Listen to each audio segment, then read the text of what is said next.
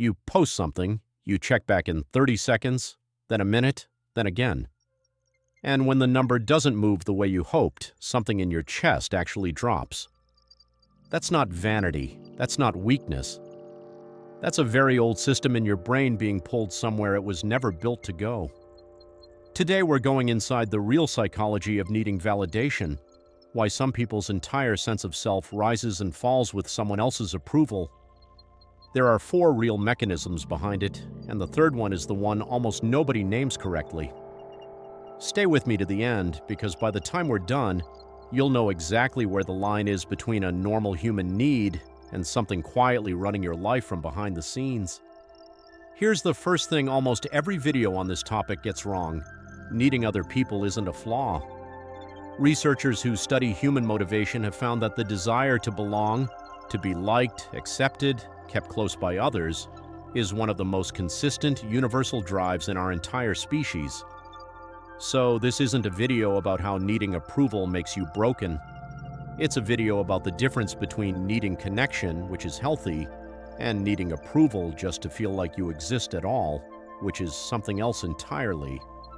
That difference has a name, and it starts with how your self-esteem is actually built. Psychologists don't treat self-esteem as one fixed number. For a lot of people, it's contingent, meaning it's wired to specific external scoreboards. For one person, that scoreboard is appearance. For another, it's approval from specific people.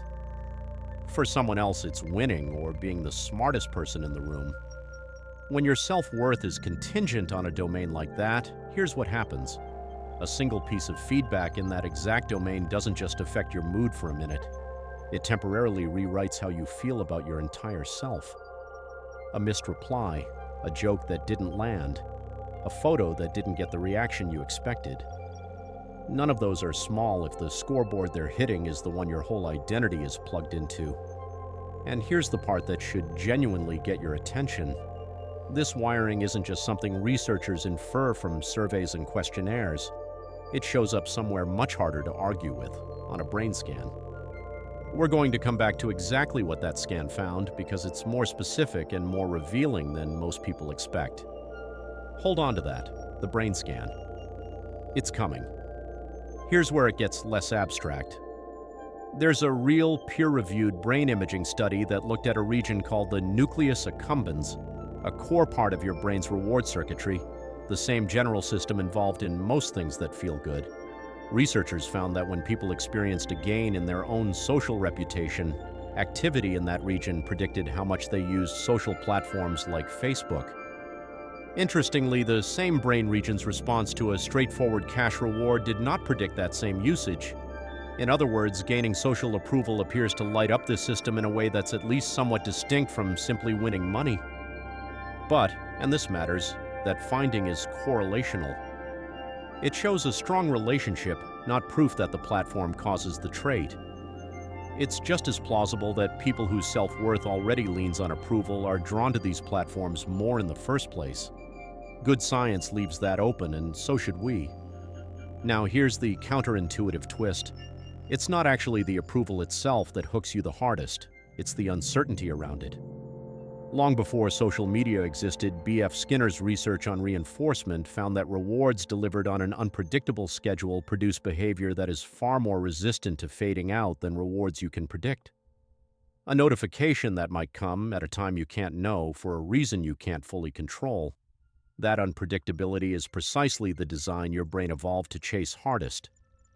Let's make this less abstract and a lot more personal, because none of this actually started with a phone.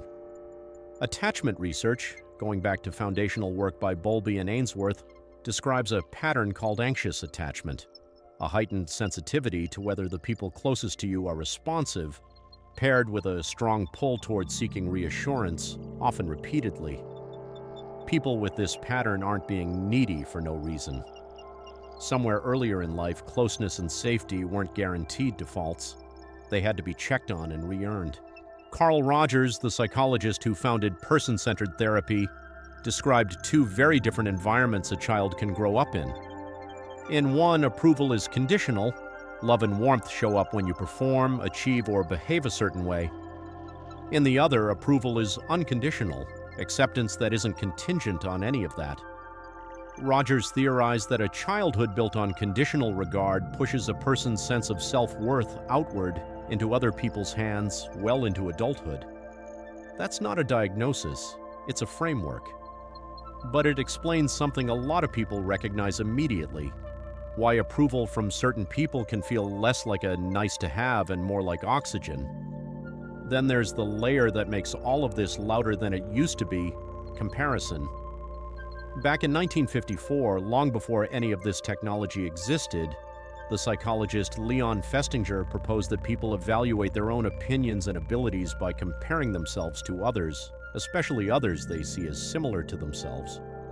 Social media didn't invent this instinct, it just gave it an endless, curated, always available supply of comparison targets. And here's the distinction most people skip entirely. Self-determination theory doesn't just ask whether you want approval, it asks why.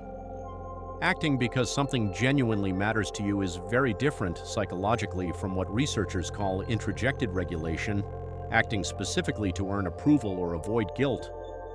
Two people can post the exact same thing. One does it because they enjoy it. The other does it because somewhere underneath they need the reaction just to feel okay. Same behavior. Completely different mechanism running it. You'll hear the phrase approval addiction thrown around constantly online, like it's an official diagnosis. It isn't.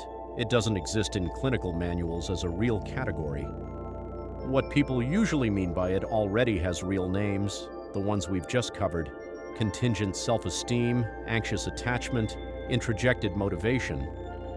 The catchy label isn't science.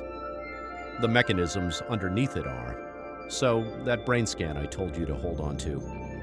Now you have the full picture. Reward circuit activity tied to gains in your own reputation, not to money, predicting how much people chase these platforms.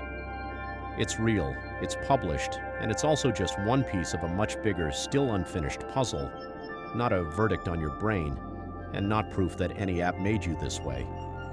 So if needing approval is this wired in, is there anything to actually do about it? Here's where the research gets genuinely useful instead of just diagnostic. Self-determination theory points toward three things that build a more internally anchored sense of self-worth: autonomy, acting from your own reasons; competence, getting better at something on your own terms; and relatedness, real connection, not performance for an audience.